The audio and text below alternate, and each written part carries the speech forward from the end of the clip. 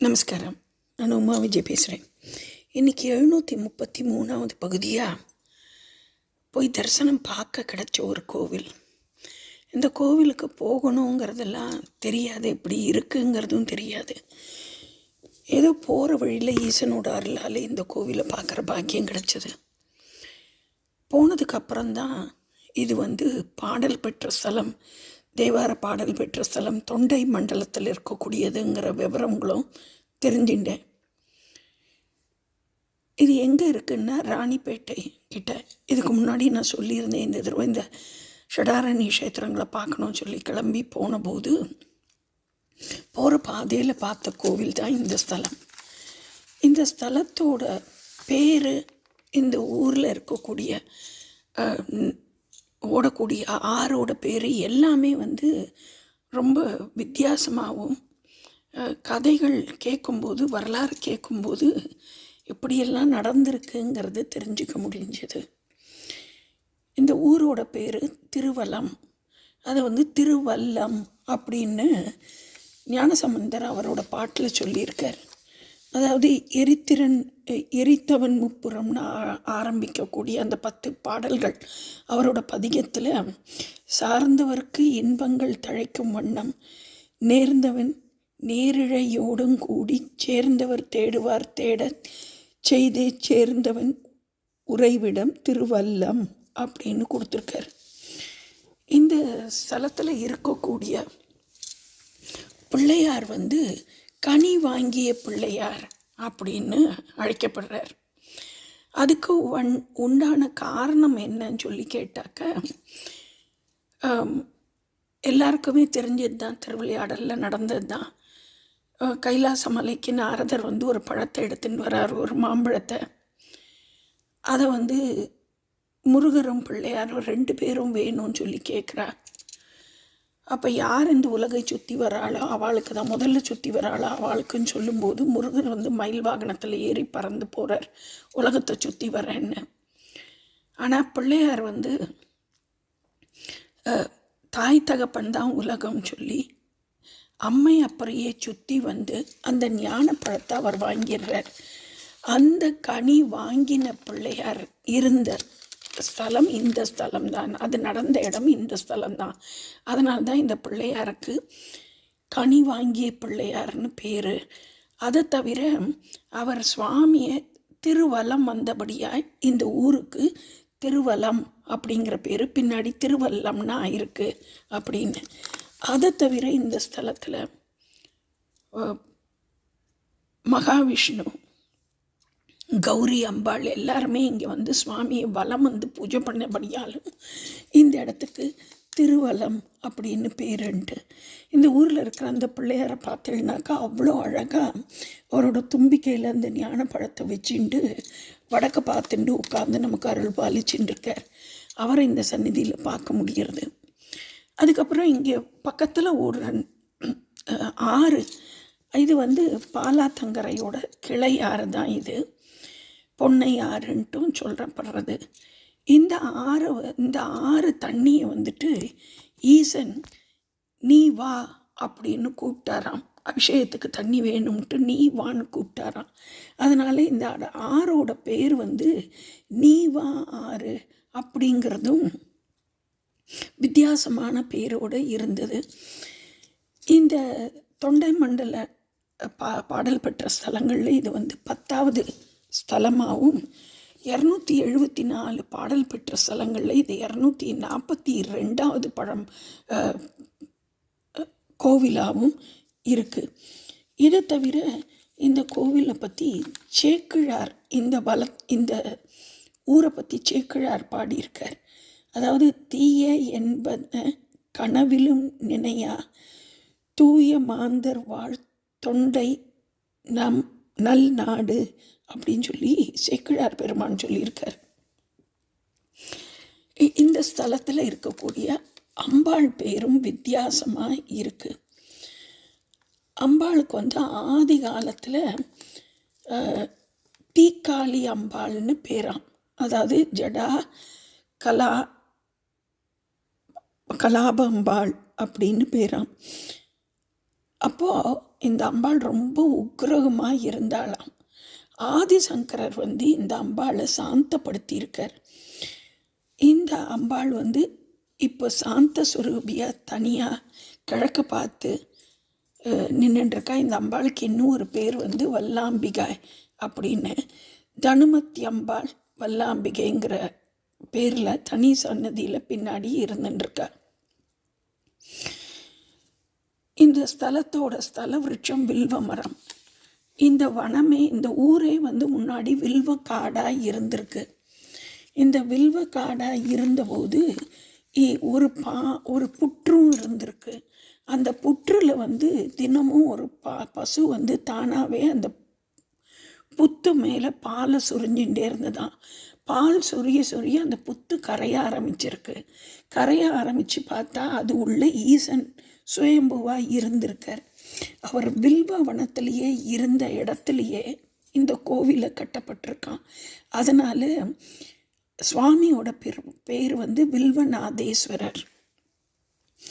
அம்பாள் வந்து தனுமத்தி அம்பாள், சுவாமி வந்து வில்வநாதேஸ்வரர். சுவாமி வந்து சதுர ஆவுடையாரோட இருக்கார். அவரோட கருவறை சுற்றி கீழே பார்த்தோம்னா அகழி மாதிரி இருக்கிற கருவறை. இந்த இடத்துல மகாவிஷ்ணு வந்து ஈசனை வழிபட்டிருக்கார் அப்படிங்கிறதும், சக்கராயுதத்தினால அழிப்படணும்ட்டு இருந்த அந்த தீக்காளிங்கிற ஒருத்தர் வந்து இந்த இடத்துல ஈசனை வழிபட்டு தனக்கு பேர் கிடைக்கணும்னு சொல்லி அவருக்கு பேர் பெற்ற ஸ்தலம் இது. அதனால் இந்த இடத்துக்கு தீக்காளி வல்லம் அப்படிங்கிற பேரோடு இருந்திருக்குங்கிற கல்வெட்டுக்கள்லாம் இங்கே கிடச்சதாக சொல்லப்படுறது. இந்த ஸ்தலத்தில் பார்த்தோன்னா நந்தி வந்து நிறையா கோவிலில் நந்தி வந்து வாசலை பார்த்த மாதிரி இருக்கும். நம்மளோட திருவைகாவூரில் பார்த்துருக்கேன். அப்புறமா சென்னை பக்கத்தில் ஆவடிக்கிட்ட அந்த மாசிலாமணீஸ்வரர் கோவில், திருமுல்லை வாயில், அங்கெல்லாம் பார்த்தோன்னா நந்தி வந்து ஈசனை பார்க்காம வாசலை பார்த்த மாதிரி இருக்கும். நம்மளோட திருவெண்காட்டில் அம்பாள் சன்னதிக்கு முன்னாடியும் நந்தி வந்து கழுத்தை திருப்பிண்டு மற்ற பக்கம் பார்த்த மாதிரி இருப்பார். அந்த மாதிரி இந்த ஸ்தலத்துலேயும் நந்தி வந்து ஈசனுக்கு புறங்காட்டிண்டு முதுக காட்டிண்டு ஈசன் கிழக்க பார்த்துருக்கார். சாதாரணமாக ஈசன் கிழக்க பார்த்துருந்தால் மேற்க பார்த்து நந்தி இருக்கணும். நந்தியோட முகம் வந்து மேற்கு பக்கத்துலேருந்து ஈசனை பார்த்த மாதிரி இருக்கணும். ஆனால் இந்த இடத்துல முதுக காமிச்சுண்டு அவர் கிழக்க பார்த்துட்டுருக்கார். அதுக்கு என்ன காரணம் கேட்டல்னாக்க, இங்கே பக்கத்தில் வந்து கஞ்சமலை காஞ்சனமலை அப்படிங்கிற இடம். இந்த காஞ்சனமலைங்கிற இடத்துக்கிட்ட கஞ்சன்னு ஒருத்தன் ஆண்டுன்னு இருந்தானா. இந்த கோவிலில் பூஜை பண்ணின்னு இருந்த ஒரு அர்ச்சகர் வந்து தினம் தண்ணி எடுத்துன்னு வர்றதுக்கு அந்த கஞ்சனை மலைக்கிட்ட போய், அது ஒரு 2-3 கிலோமீட்டர் தூரத்தில் இருக்குது, அங்கே போய் தண்ணி எடுத்துன்னு வந்து அபிஷேகத்துக்கு எடுத்துன்னு வந்துட்டு இருந்தாராம். இந்த கஞ்சன்கிற அசுரன் வந்து அவருக்கு தொந்தரவு கொடுத்து தண்ணி எடுத்துகிட்டு போக விடாமல் தடுத்துருக்கான். அப்போது பகவானுக்கு கோபம் வந்து நந்தி பகவானை அனுப்பிச்சு, இந்த அர்ச்சகர் ஈசனை கேட்டபடியாக நந்தி பகவானை அனுப்பிச்சு அந்த அரக்கனோட போரிட்டு அவனோட உடம்பானது 8 பாகமாக, அந்த அசுரனானது 8 பாகத்தில் துண்டு துண்டாக விழுந்திருக்கான்.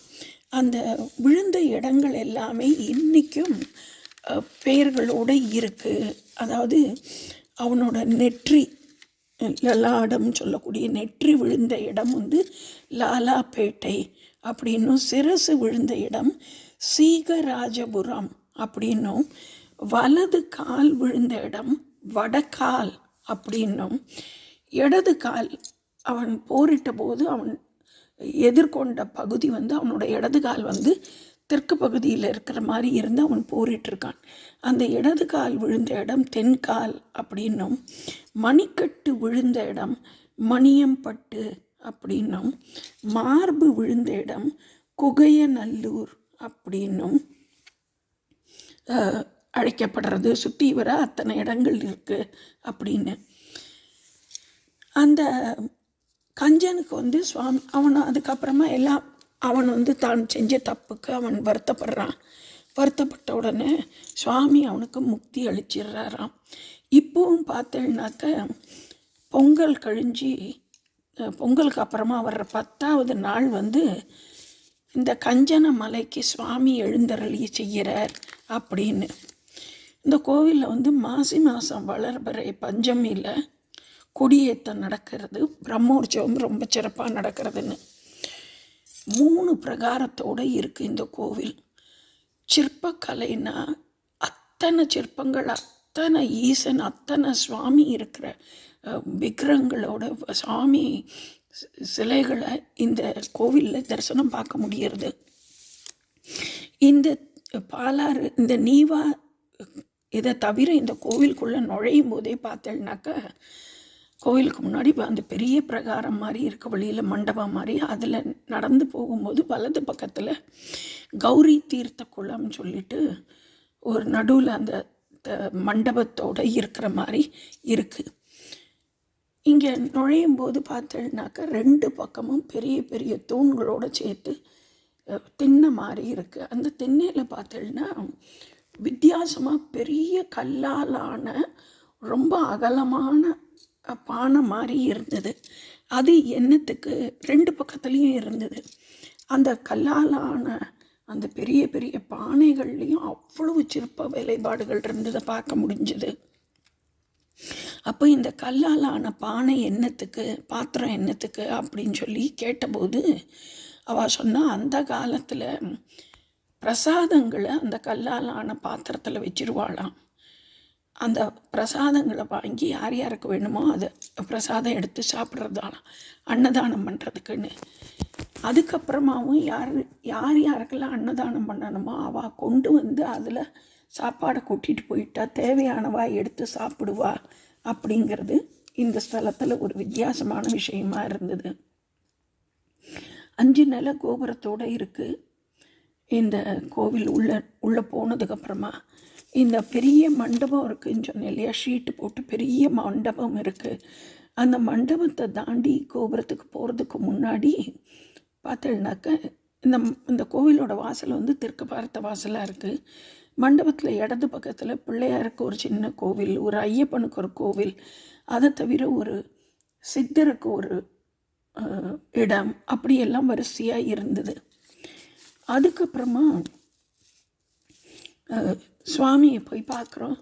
அந்த சுவாமி கோஷ்டத்தில் பார்த்தேன்னாக்க நிறுத்த கணபதி, தக்ஷணாமூர்த்தி, விஷ்ணு, பிரம்மா, துர்கை, சண்டிகேஸ்வரர் எல்லாரும் இருக்கா.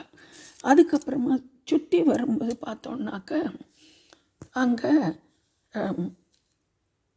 கரிமாணிக்க பெருமாள், 63 நாயன்மார்கள் சிலாரூபத்திலையும் மேல் தட்டில் வந்துட்டு உற்சவமூர்த்திகளாகவும் இருக்கா.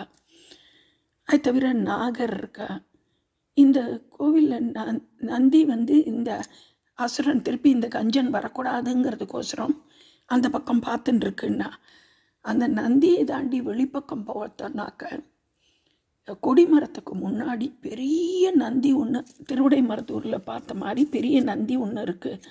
அந்த நந்தியும் கிழக்க பார்த்த மாதிரி தான் இங்கே இருக்குது. இந்த கோவிலில் சுவாமிக்கும் இந்த கருவறையில் இருக்கிற சுவாமிக்கும் அவருக்கு முன்னாடி இருக்கக்கூடிய நந்தி பகவானுக்கும் இடைப்பட்ட இடத்துல தான் தக்ஷணாமூர்த்தியோட சீடர்களான சனகமுனி சித்தரா ஜீவசமாதி அங்கே இருக்குது.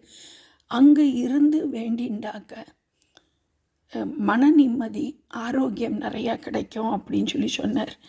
அப்படி நந்திக்கும் சுவாமிக்கும் இடைப்பட்ட இடத்துல ஜீவசமாதி இருக்கிறதுங்கிறது ரொம்ப அபூர்வமானது அப்படின்னும் சொல்லப்பட்டது. அதை தவிர இங்கே கொடிமரத்தை சுற்றிட்டு வெளியில் வரும்போது பார்த்தோன்னாக்கா ஒரு பெரிய சிலாரூபத்தில் சிவானந்த மௌனகுருங்கிறவர் இருக்கார். அவர் இந்த இடத்துல வந்து இருந்த பலாமரத்துக்கு அடியில் இருந்து தவம் இருந்து முக்தி அடைஞ்சாராம். ஒரு உயிரோடு இருந்த காலத்தில் பில்வ இலையும் விபூதியும் கொடுப்பாராம். அதுலேயே தீராத வியாதிகள்லாம் தீர்ந்திருக்கு அவரும் இந்த இடத்துலையே வாழ்ந்தவர் அப்படிங்கிறது தெரிஞ்சிக்க முடிஞ்சது.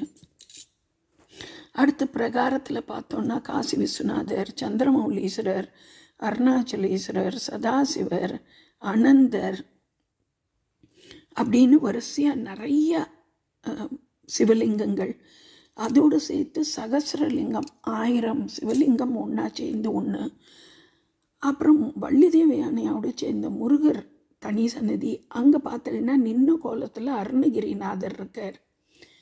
அதுக்கப்புறமா தனியாக விஷ்ணு ஈஸ்வரர், குரு ஈஸ்வரர், விதாதாரி ஈஸ்வரர்னு சொல்லி நிறைய ஈஸ்வரர் லிங்கங்கள் இருக்கிறத பார்க்க முடிஞ்சது. அவளுக்கு ஏற்ற மாதிரி பக்கம் பார்த்தேன்னாக்க ஆதி வில்வநாதர் அப்படின்ட்டு இந்த இடத்துல அந்த காலத்தில் இருந்த சுவாமியோ என்னமோ தெரியல, அவர் தனி சந்நிதியில் இருந்து நமக்கு அருள் பாலிக்கிறார். இங்கே எக்கச்சக்கமான தூண்கள் இருக்குது. எல்லா தூண்கள்லேயுமே அழகழகாக சிற்பங்கள். இதெல்லாம் பார்க்கணுன்னா ஒரு நாள் இல்லை, அவ்வளவு நேரம் வேணும் நமக்கு நிதானமாக இருந்து பார்க்குறதுக்கு. இந்த கோவிலில் ஒரு 1000 வருஷத்துக்கு மேலே பழமையான மாமரம் இருந்தது அப்படின்னு சொல்லப்பட்டது.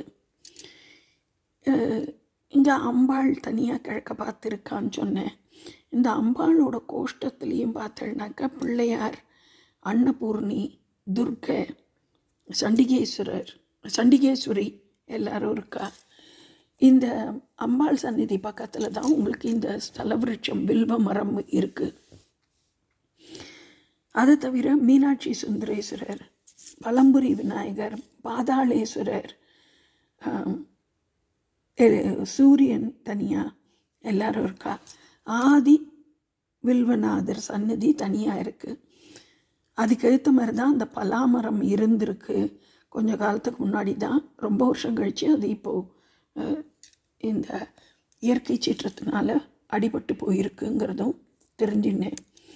பைரவர் இருக்கார். இங்கே திருக்காளிவலம் அப்படிங்கிற பேர் கூட இங்கே மாறி, திருக்காளிங்கிற அசுரன் இங்கே இருந்தால் அது மாதிரி கூட திருவலம் வந்திருக்கலாம் அப்படிங்கிறது இன்னொரு பேராக தெரிஞ்சுட்டேன். இங்கே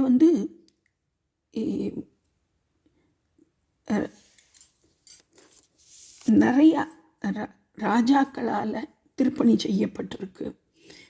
ராஜராஜ கேசரிவர்மன், அப்புறம் ராஜமகேந்திரன், 3ஆம் குலோத்துங்கன், 4ஆம் விக்ரமாதித்தன், 3ஆம் ஜெயசிம்மன், மதுராந்தக கண்டராதித்தன், அப்படி நிறைய ராஜாக்கள் இந்த கோவிலுக்கு திருப்பணிகள் செஞ்சுருக்கா அப்படிங்கிறதும். இந்த கோவிலில் நிறையா கல்வெட்டுகள் இருக்குது.